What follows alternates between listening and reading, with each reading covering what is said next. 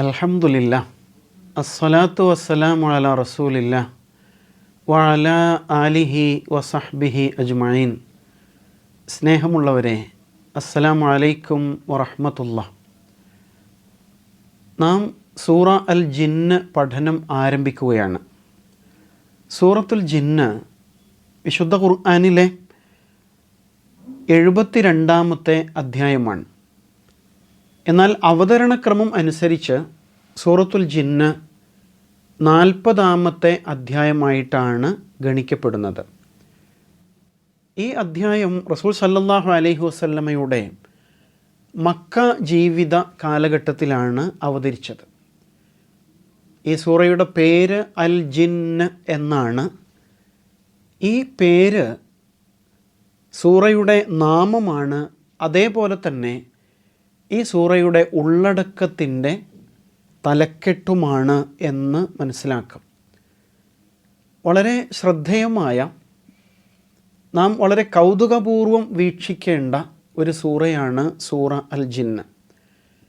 നബി സല്ലല്ലാഹു അലൈഹി വസല്ലമയുടെ കാലത്ത് ജിന്നുകൾ വിശുദ്ധ ഖുർആൻ കേട്ടതും അവർ തങ്ങളുടെ സമൂഹത്തിലേക്ക് തിരിച്ചു ചെന്നിട്ട് ഈ കേട്ട ഖുർആൻ വചനങ്ങളെക്കുറിച്ച് പ്രബോധനം ചെയ്തതുമായ സംഭവമാണ് ഈ സൂറയിൽ അല്ലാഹു തആല നമ്മുടെ മുമ്പിൽ വിശദമായി തന്നെ അവതരിപ്പിക്കുന്നത്.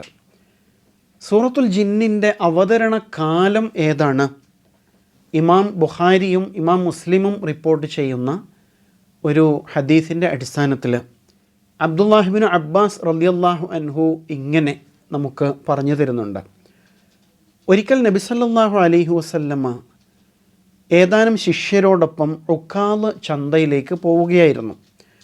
വഴിമധ്യേ നഖ്ല എന്ന സ്ഥലത്ത് വെച്ച് തിരുമേനി സുബ്ഹ് നമസ്കരിക്കുകയാണ്.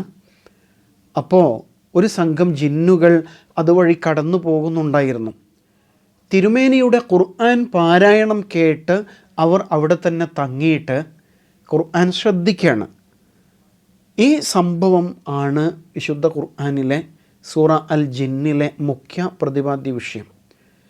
ജിന്നുകൾ നബി സല്ലല്ലാഹു അലൈഹി വസല്ലമയിൽ നിന്ന് ഖുർആൻ കേട്ട സംഭവം ഖുർആനിൽ എവിടെയൊക്കെയാണ് പറയുന്നത്?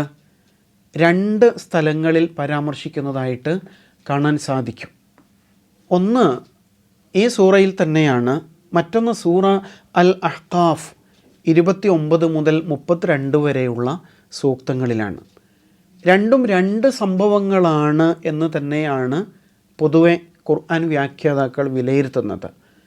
അൽ അഹ്ഖാഫ് സൂറയിലേത് നബി സല്ലല്ലാഹു അലൈഹി വസല്ലമയുടെ പ്രസിദ്ധമായ ത്വായിഫ് യാത്രയുണ്ടല്ലോ, ആ യാത്രയ്ക്കിടയിലാണ് സംഭവിച്ചത്. അഥവാ നുബുവത്തിൻ്റെ, പ്രവാചകത്വത്തിൻ്റെ 10ാം വർഷത്തിലാണ് നബി സല്ലല്ലാഹു അലൈഹി വസല്ലം പ്രബോധന മാർഗത്തിൽ അങ്ങേയറ്റം പരീക്ഷണങ്ങൾ അനുഭവിച്ചപ്പോൾ ഉമ്മയുടെ നാടായ ത്വായിഫിനെ പ്രതീക്ഷിച്ചുകൊണ്ട് യാത്രയാകുന്നു. അങ്ങനെ അവിടെ വെച്ച് പ്രതികൂലമായ അനുഭവങ്ങൾ ഉണ്ടാകുന്നു, പീഡനങ്ങൾ ഏറ്റുവാങ്ങുന്നു. അങ്ങനെ തിരിച്ചു വരുന്ന വഴിയിലാണ് ആ സംഭവം നടന്നിട്ടുള്ളത് എന്നാണ്. അതാണ് സൂറത്തുൽ അഹ്ഖാഫിലെ പരാമർശം. അഥവാ ഹിജ്റയ്ക്ക് 3 വർഷം മുമ്പാണ് നബി സല്ലല്ലാഹു അലൈഹി വസല്ലം ത്വായിഫിനെ ലക്ഷ്യമാക്കിയിട്ട് യാത്ര ചെയ്യുന്നത്. അന്ന് വിശുദ്ധ ഖുർആൻ കേട്ട ജിന്നുകൾ ആരായിരുന്നു? അവർ വേദവിശ്വാസികളായിരുന്നു എന്നാണ് ആ പശ്ചാത്തലത്തിൽ നിന്ന് നമുക്ക് മനസ്സിലാവുക.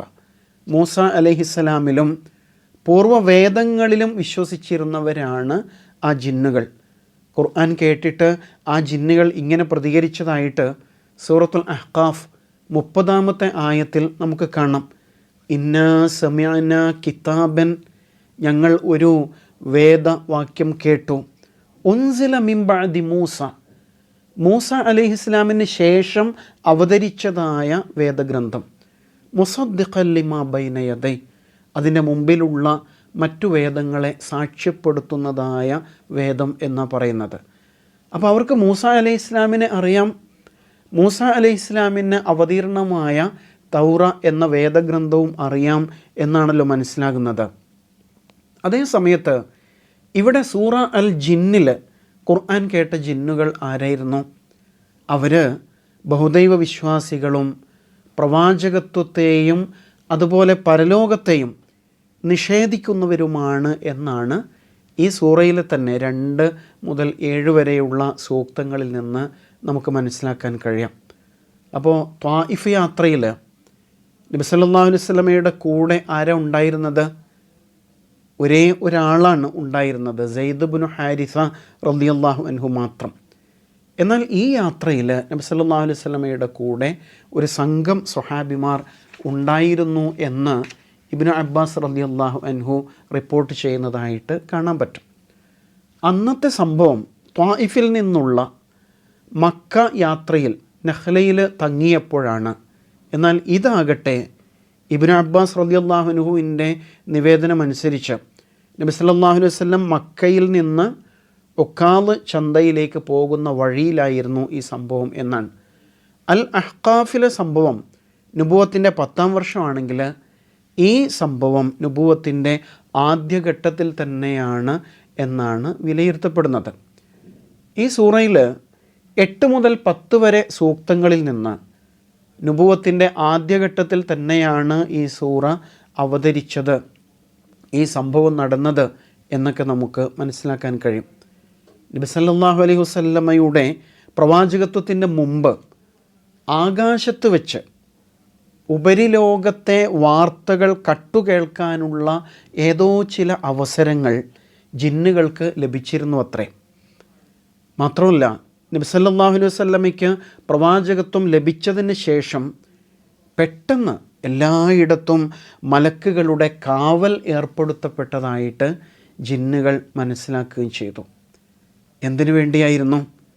രഹസ്യം ചോർത്തുന്നവർക്ക് നേരെ, വാനലോകത്തെ ഉപരിലോകത്തെ ദൈവിക രഹസ്യങ്ങൾ ചോർത്തുന്നവർക്ക് നേരെ താങ്ങാൻ പറ്റാത്ത വിധം ജ്വാലാവർഷം ഉണ്ടാകുന്നതായിട്ട് തങ്ങൾ കണ്ടു എന്നും ജിന്നുകൾ ആ അനുഭവത്തെക്കുറിച്ച് പറയുന്നുണ്ട്.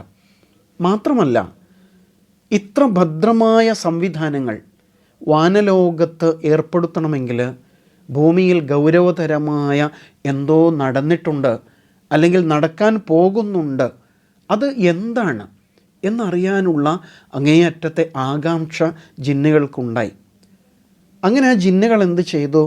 ആ ജിന്നുകൾ ഭൂമിയിൽ വന്നിട്ട് എവിടെയാണ്, എന്താണ് സംഭവിച്ചത് എന്ന് അന്വേഷിക്കുകയാണ് എന്നാണ്. ഭൂമിയിലിറങ്ങിയിട്ട് ജിന്നുകളുടെ സംഘങ്ങൾ പലയിടങ്ങളിലായിട്ട് ചുറ്റിക്കറങ്ങുന്നുണ്ട്. അതിൽ ഒരു സംഘമാണ് നബി സല്ലല്ലാഹു അലൈഹി വസല്ലമയുടെ ഖുർആൻ പാരായണം കേട്ടത്. ഇക്കാരണത്താൽ തന്നെയാണ് ആകാശ കവാടങ്ങൾ അടക്കപ്പെട്ടത്. അവർ റസൂൽ സല്ലല്ലാഹു അലൈഹി വസല്ലമയ്ക്ക് അവതരിക്കുന്ന വചനങ്ങൾ കട്ടുകേൾക്കാൻ വേണ്ടിയുള്ള ശ്രമങ്ങൾ നടത്തി. അപ്പോൾ അതിന് അല്ലാഹു സുബ്ഹാനഹു തആല തടസ്സങ്ങൾ സൃഷ്ടിച്ചു എന്നുള്ളതാണ്.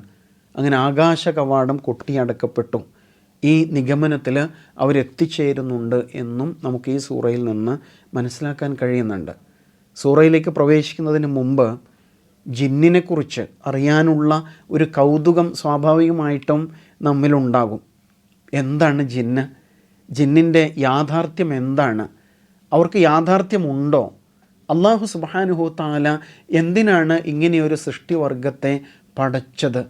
അതിൽ നിന്ന് നമുക്ക് ലഭിക്കേണ്ട പാഠം എന്താണ്? നമ്മുടെ ജീവിതത്തിൽ യഥാർത്ഥത്തിൽ ജിന്നുകൾ ഇടപെടുന്നുണ്ടോ ഇല്ലയോ? പലപ്പോഴും ജിന്നുമായി ബന്ധപ്പെട്ട ചർച്ചകൾ സമൂഹത്തിൽ വളരെ വ്യാപകമായിട്ട് നടക്കാറുണ്ട്.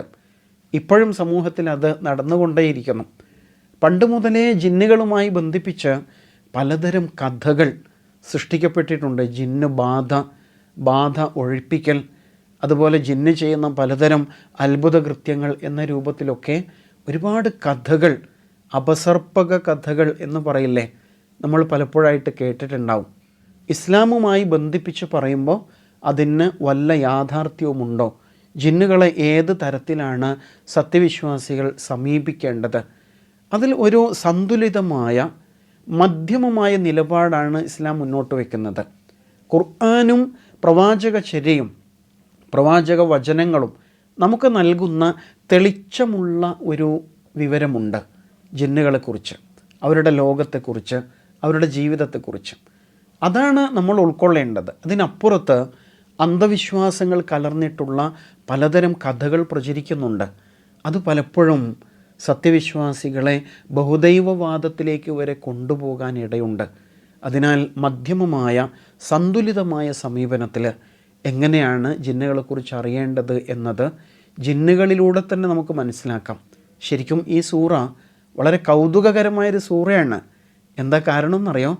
ഈ സൂറ ശരിക്കും ജിന്നുകളുടെ ആത്മഭാഷണമാണ്. ജിന്നുകൾ തന്നെ അവരുടെ ആത്മകഥ എന്ന പോലെ അവരെക്കുറിച്ച് പറയാണ് ആദ്യ ഭാഗത്ത്. അവരിൽ നിന്ന് നേരിട്ട് തന്നെ നമുക്ക് കേൾക്കാനുള്ള അവസരമുണ്ടാകുന്നു. ഇൻഷാ അല്ലാഹ് കൂടുതലായിട്ട് ആമുഖഭാഗത്ത് നമുക്ക് കുറച്ചുകൂടി മനസ്സിലാക്കാൻ ശ്രമിക്കാം. അല്ലാഹു സുബ്ഹാനഹു വ തആല അവൻ്റെ വചനങ്ങളെ യഥാവിധി ഉൾക്കൊള്ളുവാനും അതനുസരിച്ച് ജീവിതം നയിക്കുവാനും നമുക്ക് തൗഫീഖ് നൽകുമാറാവട്ടെ. വ ആഖിറു ദഅവാന അനിൽ ഹംദുലില്ലാഹി റബ്ബിൽ ആലമീൻ. അസ്സലാമു അലൈക്കും വറഹ്മത്തുള്ളാഹി.